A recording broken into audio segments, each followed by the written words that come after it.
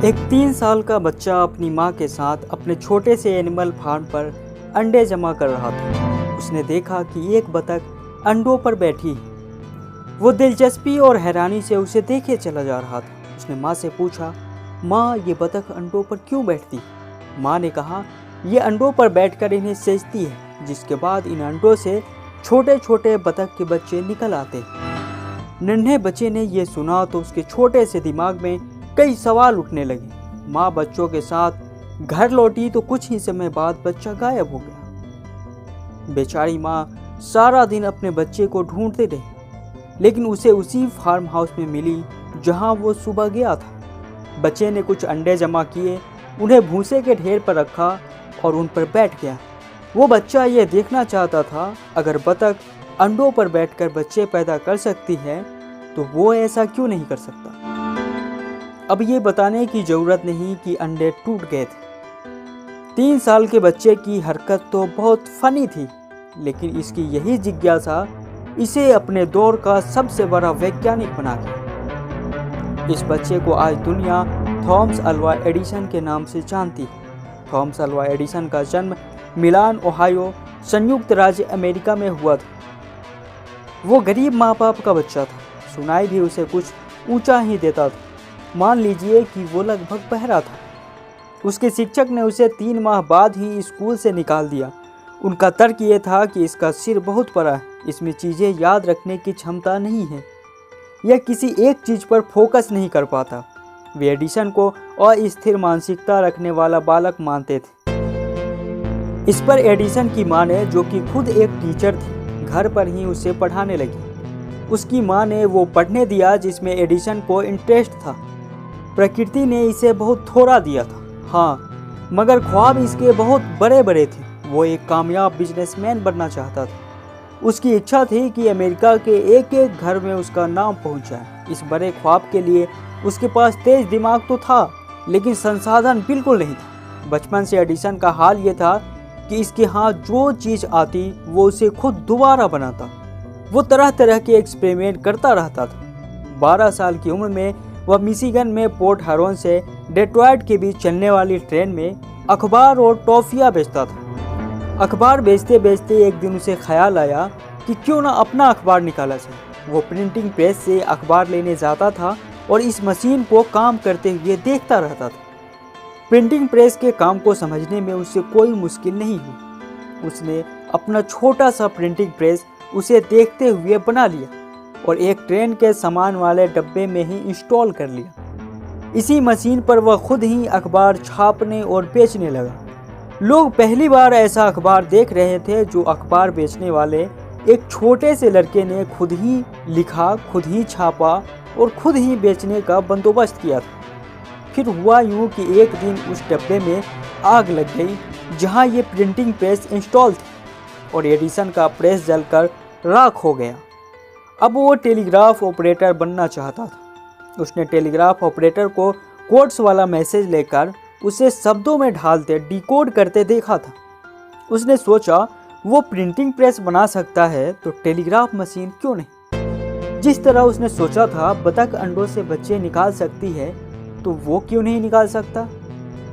लेकिन अब जाहिर है वो बड़ा हो चुका था। एडिसन ने टेलीग्राफ ऑपरेटर बनने का फैसला तो कर लिया, मगर यहाँ मसला ये था कि उसे टेलीग्राफ के मुश्किल कोड सिखाता कौन।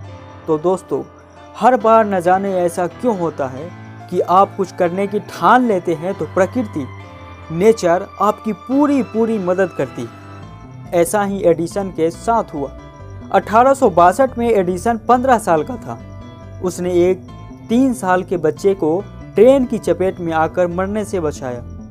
बच्चे के बाप ने एहसान का बदला देना चाहा तो एडिसन ने टेलीग्राफी सिखाने को कहा। अब संयोग देखे, उस बच्चे का बाप टेलीग्राफी जानता था। उसने अपने बच्चे की जान बचाने की खुशी में एडिसन को टेलीग्राफी के कोड सिखा दिए। अब एडिसन ने अखबार बेचना छोड़े और टेलीग्राफ ऑपरेटर बन गया। इसके साथी ऑपरेटर जैसे तैसे काम पूरा करते और घरों को चले जाते, मगर एडिसन टेलीग्राफ को समझने में लगा रहता। काम के दौरान सिग्नल भेजने और प्राप्त करने में जो भी दिक्कतें होती थी उसने वो सब नोट कर रखे थे। वो इस मशीन के बारे में बहुत कुछ जान चुका था। वो सोचने लगा, इन मशीनों को चलाने के लिए भला इतने टेलीग्राफ ऑपरेटर क्यों चाहिए? क्या कोई मशीन कोडेड मैसेज को ऑटोमेटिक तरीके से डिकोड नहीं कर सकती? क्या एक ही मशीन से एक वक्त में कई जगह मैसेज भेजना मुमकिन है? उसे लगा ये सब मुमकिन है अगर कोशिश की जाए। टेलीग्राफ ऑपरेटर की नौकरी के बीच वह कई शहरों से घूमता घामता बोस्टन पहुंच चुका था, लेकिन नौकरी छोड़ने के बाद उसने न्यूयॉर्क की राह ली। उसकी जेब में उधार लिए हुए चंद डॉलर थे, मगर उसकी असल तिजोरी तो उसका दिमाग था, जिसमें हजारों आइडियाज का खजाना भरा हुआ था। जब उसने ये तिजोरी न्यूयॉर्क शहर के बिजनेसमैनों के सामने खोली तो कुछ मेहरबान लोगों ने उसकी आइडियाज़ पसंद की। उन मेहरबानों से इन्वेस्टमेंट मिलने लगी और उस रकम से एडिसन ने आधुनिक टेलीग्राफ के आइडिया पर काम शुरू कर दिया। लेकिन इसकी पहली आविष्कार टेलीग्राफ मशीन नहीं थी। जानते हैं, ये पहली आविष्कार इलेक्ट्रॉनिक वोटिंग मशीन थी, लेकिन ये आविष्कार कमर्शियल नहीं हो सकी थी।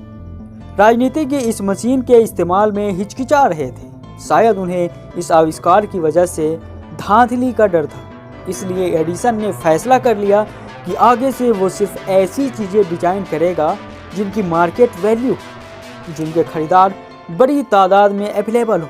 इसलिए उसने टेलीग्राफ मशीनों के उसने अपने पुराने आइडिया पर ही काम फिर से तेज कर दिया, क्योंकि उन मशीनों की डिमांड मार्केट में तेजी से बढ़ रही थी। फिर जल्द ही एडिसन की बनाई हुई ऑटोमेटिक टेलीग्राफ एक ही समय में कई जगहों पर मैसेज भेजने वाली मल्टीप्लेक्स टेलीग्राफ और प्रिंटिंग मशीनों ने मैसेज की दुनिया में, कम्युनिकेशन वर्ल्ड में एक धमाल मचा दी। देखते ही देखते पुरानी मशीनों का डब्बा गोल हो गया और हर जगह एडिसन के नाम का डंका बजने लगा।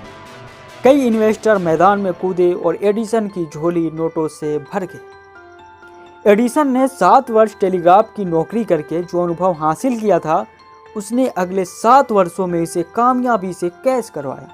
29 वर्ष की उम्र में वह एक कामयाब दौलतमंद बिजनेसमैन बन चुका था, लेकिन ये दौलत इसकी उम्मीदों से बहुत कम थी। इसलिए उसने अपना बिजनेस एम्पायर खड़ा करना चाहा। वो अमेरिका का सबसे बड़ा ब्रांड बनना चाहता था। 1876 में एडिसन ने न्यू जर्सी के इलाके मेनलो पार्क में अपनी लेबोरेटरी और वर्कशॉप स्थापित की। ये वर्कशॉप 34 एकड़ पर फैली हुई थी। यहाँ काम करने के लिए उसने अमेरिका के बेहतरीन साइंटिस्ट और इंजीनियर नौकरी पर रखे और एक ज़बरदस्त इंटेलिजेंट टीम तैयार की। यहाँ वो ऐसी चीज़ें आविष्कार करना चाहता था जो आम लोगों के लिए तुरंत तैयार करके मार्केट में ला सके।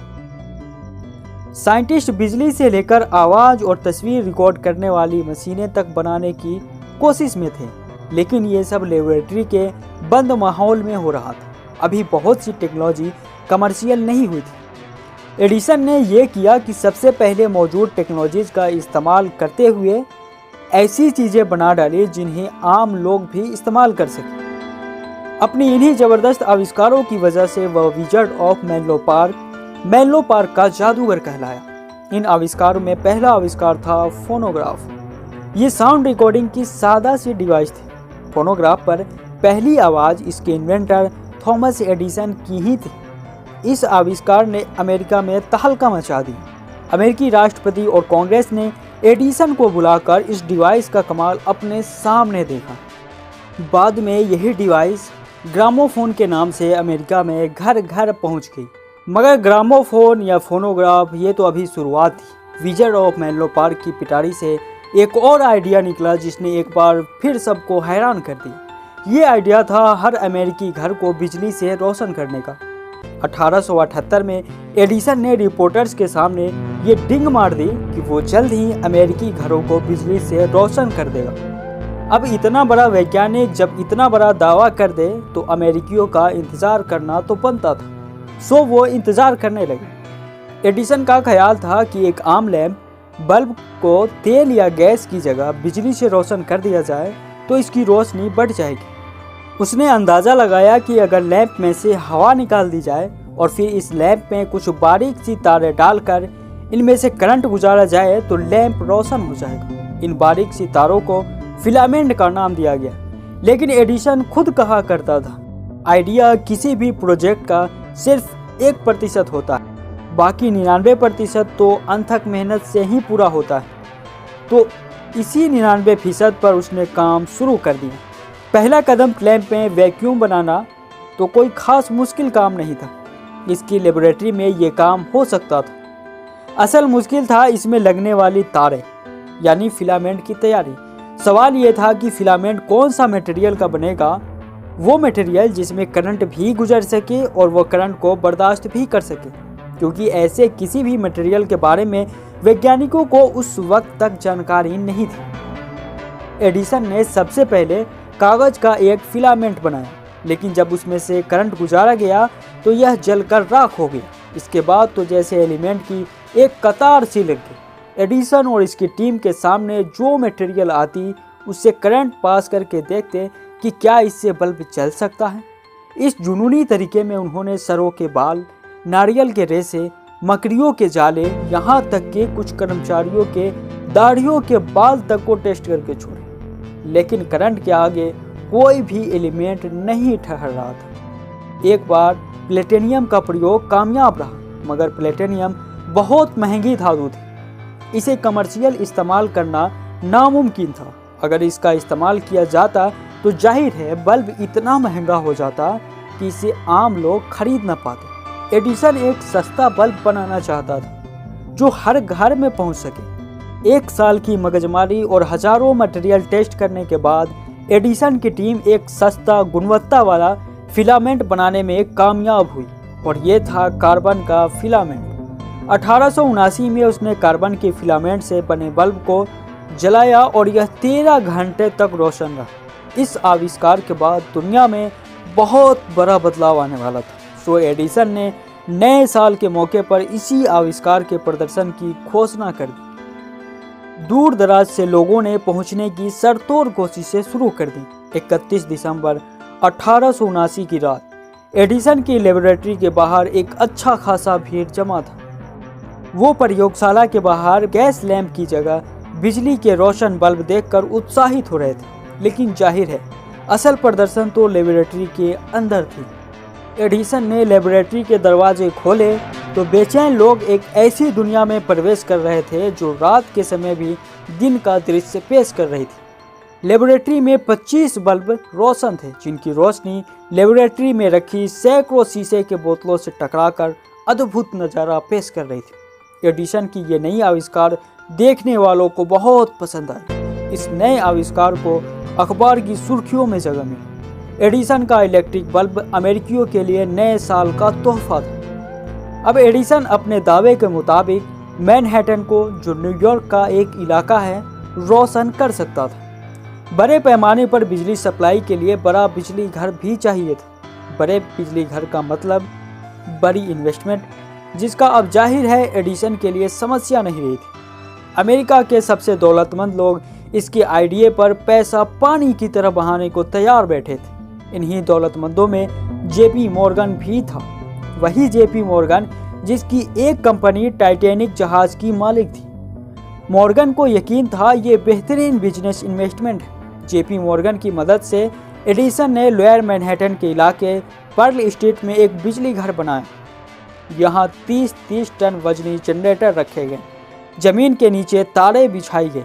4 सितंबर 1882 बिजली घर में एक बटन दबाते ही लोअर मैनहट्टन का 1 वर्ग किलोमीटर का इलाका रोशनियों से जगमगाने लगा। गलियां और घर इलेक्ट्रिक बल्ब से उज्जवल हो गए। लेकिन एडिसन की उसकी एक पुरानी गलती बहुत महंगी पड़ी, क्योंकि उसके बनाए बल्ब को बिजली कोई और दे रहा था। ये कैसे हुआ? वो कौन था? एक दिन एडिसन अपनी आंखों के सामने अपनी जिंदगी भर की कमाई जलते हुए देख रहा था, मगर आग बुझाने की कोशिश नहीं कर रहा था, बल्कि कागज पर कुछ नोट कर रहा था। वो क्या नोट कर रहा था? एडिसन की दुनिया की फिल्म इंडस्ट्री पर वो एहसान क्या है जिसे कभी नहीं झुठलाया जा सकता। ये सब देखने के लिए एडिसन की बायोग्राफी का दूसरा हिस्सा जरूर देखें।